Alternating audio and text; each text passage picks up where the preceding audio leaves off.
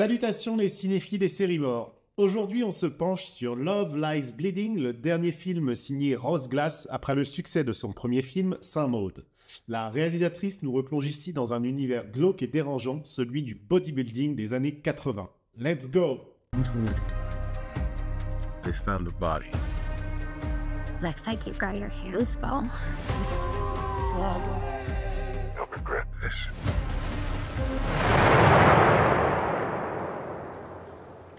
On suit Lou, gérante d'une salle de muscu crasseuse qui craque pour Jackie, une bodybuildeuse de passage avant un gros concours. Leur attirance charnelle les entraîne vite dans une spirale de luxure et de violence.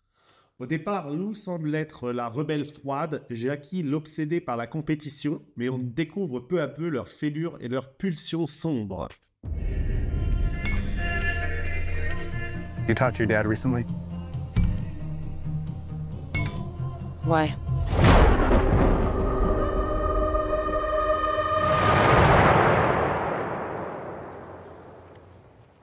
Love Lies Bleeding aborde des thèmes sulfureux et provocateurs avec une grande audace.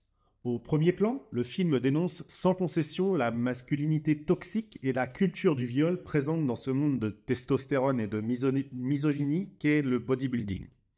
Mais la réalisatrice Rose Glass signe également une réflexion sur l'obsession des corps parfaits et la dictature de l'apparence physique dans notre société. Le film agit comme un miroir déformant d'une société qui est malade et qui est prête à tout pour atteindre un idéal artificiel de beauté. Les personnages poussent cette quête jusqu'à l'extrême au péril de leur santé mentale et physique. Un autre thème central est celui des conséquences de céder à ses pulsions et désirs les plus sombres. Bien que le film capture remarquablement le désir charnel et la luxure d'une manière que j'ai rarement vue, c'est pas un simple film limite érotique, ça explore plutôt jusqu'où on peut aller et le fait de s'abandonner totalement à ses pulsions. Et en l'occurrence, le film nous montre que ça mène plutôt dans ce cas-là vers la violence. So where did you appear from? Oklahoma? I've never been anywhere but here.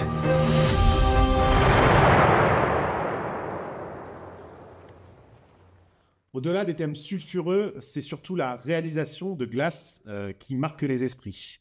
Dès la première scène, on est happé par l'esthétique assez crasse, l'ambiance glauque de ce monde de la musculation. Tout sointe l'authenticité des années 80, des décors crasseux aux vieilles machines à sous taguer. La reconstitution est vraiment bluffante jusqu'au moindre détail. Le rythme aussi est haletant et la tension est palpable, ça achève de nous tenir en haleine. What were you doing with that big girl? Get a lot of crazy-ass foreigners, mostly.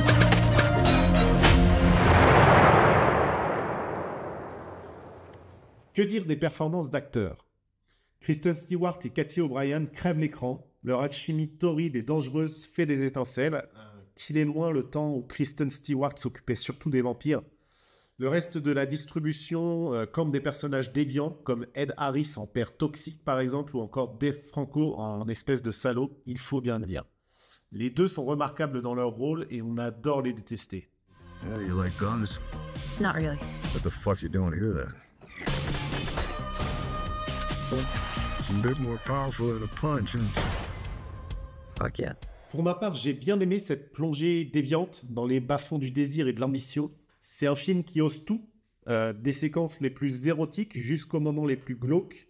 Rose Glass confirme définitivement son immense talent. Sa mise en scène léchée et son sens aigu du détail font d'elle une réalisatrice qui est vraiment à suivre.